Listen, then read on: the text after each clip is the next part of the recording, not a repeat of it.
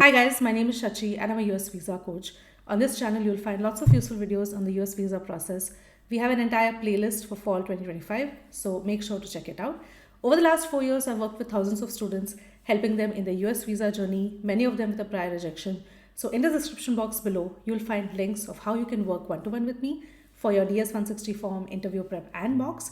And also we have some free resources which are going to help you in your preparation. So do check it out. So the DS160 form is the only form that is required to be submitted for your US visa process. And this is the form that the visa officer is going to be looking at when you appear for the interview. In fact, there's so many interviews where the visa officer is not even looking at the person. They're just looking at the screen and looking at the DS160 form. So needless to say, this form is not only one of the first steps that you take in your visa journey, but also one of the important ones. So I'm going to start the video by covering 5 pointers. These 5 pointers are often FAQs, and also I feel that these 5 pointers are where the mistakes tend to happen. So the first point is about starting the form. You need to start the form correctly to make sure that it does not expire. So to start the form, you're going to select your location, enter a captcha code, click on Start Application.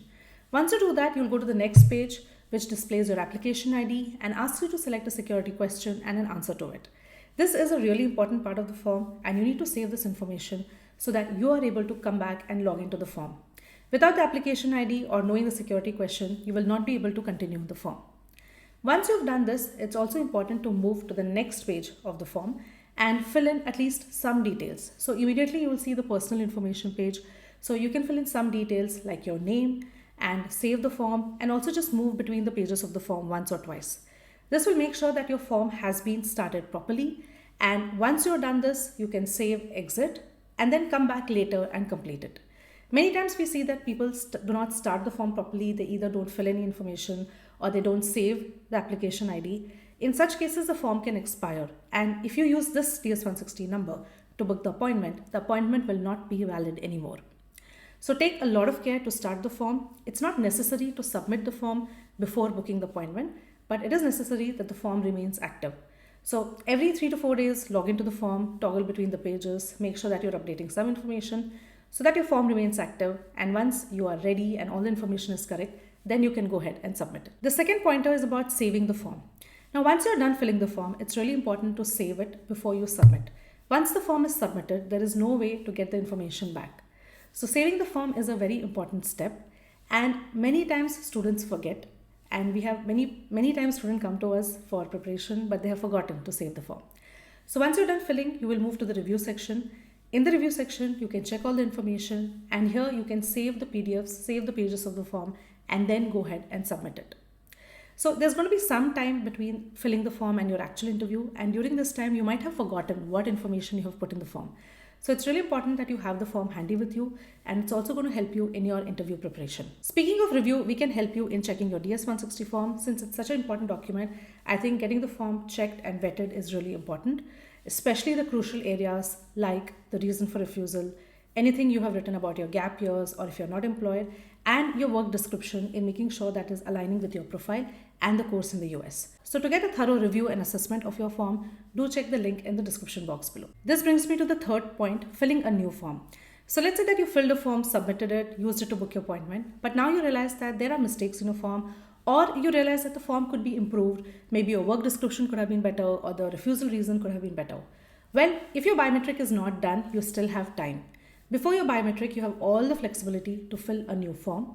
So go ahead, fill a new form, do all the corrections or do all the changes, make your form better, and then submit it again. So once you've done that, you're going to have 2 confirmation pages, the original one, which you used to book the appointment, and the new one. All you have to do is to take the old and the new one with you for the biometrics and ask them to get it updated there. So at the biometric, just show both the pages and ask the coordinator to update the number, and they're going to update it in their system. And once that is updated, the visa officer will be able to see just the new form. So many times there are mistakes which happen. So in case your biometric is not done, you have nothing to worry. Fill a new form, get it updated in biometric. It's a really simple process and it's done very, very easily. And I know there are a lot of rumors or videos which talk about you cannot change the form once you've submitted, but that's not true. As of today, as of 1st May 2025, the DS160 forms can be updated in biometric. All you need is the old confirmation page or the original one. And if you have that, you just show them the new one and get it updated in biometric. The fourth point is to realize that all parts of the DS160 form are not the same. So the DS160 form is quite a long form. There are about 7 pages, and the visa officer is just going to literally scan through the form in a matter of few seconds. So it's important to understand that all the sections of the form are not the same. There are some sections which are more important and which need more of your time and attention. Particularly, I would say that in the travel section, the person paying for your trip, this is important. It needs to align with your I-20 and with your answers. If you have a refusal, the reason for refusal, this is a highly important box.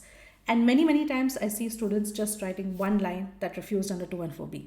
But again, I feel it's an opportunity lost. You have an entire box, you have so much space to explain your side of the story, to explain to the officer what were the things that went wrong last time, or what are the changes or improvements you have made for this attempt.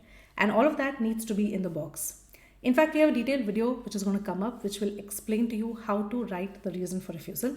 So in case you are looking forward to that video, do give this video a thumbs up and leave me a comment below saying reason for refusal, and we're going to make that video for you.